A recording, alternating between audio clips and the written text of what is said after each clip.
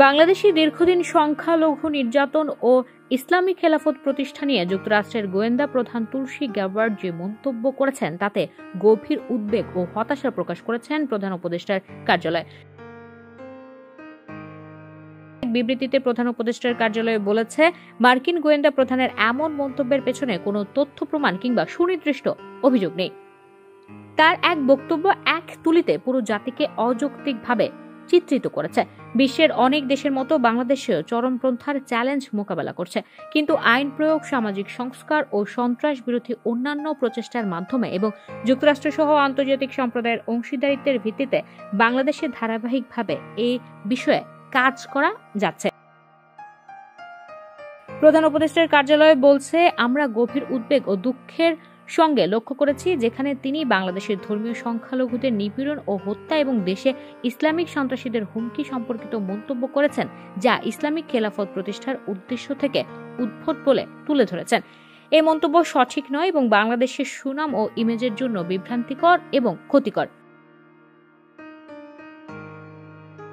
ভারতীয় সংবাদ মাধ্যম এনডিটিভি ওয়ার্ল্ডকে দেওয়া এক সাক্ষাৎকারে তুলসী বলেন, হিন্দু, বৌদ্ধ, খ্রিস্টান ও অন্যান্য ধর্মীয় সংখ্যালঘুদের উপর দীর্ঘদিনের দুঃখজনক নির্যাতন, হত্যা ও নিপীড়নের ঘটনা মার্কিন সরকার এবং ডোনাল্ড ট্রাম্প ও তার প্রশাসনের একটা বড় উদ্বেগের জায়গা।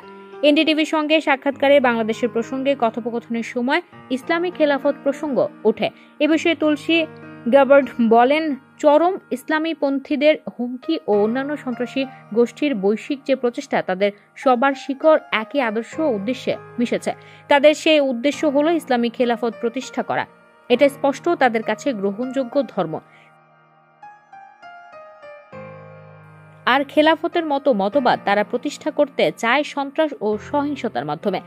তার ওই সাক্ষাৎকারের পর প্রধান উপদেষ্টার কার্যালয় বলছে, বাংলাদেশের একটি শান্তিপূর্ণ দেশ যেখানে ইসলামের ঐতিহ্যগত অনুশীলন অন্তর্ভুক্তিমূলক এবং চরমপন্থা ও সন্ত্রাসীদের বিরুদ্ধে উল্লেখযোগ্য অগ্রগতি হয়েছে।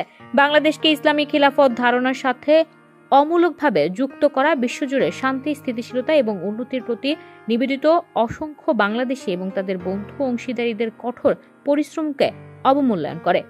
ইসলামিক খেলাফত ধারণার সঙ্গে যুক্ত করার যে কোনো প্রচেষ্টার তীব্র নিন্দা জানায় Bangladesh. You are watching Raj TV, Jagorone, Bangladesh. Please subscribe our channel.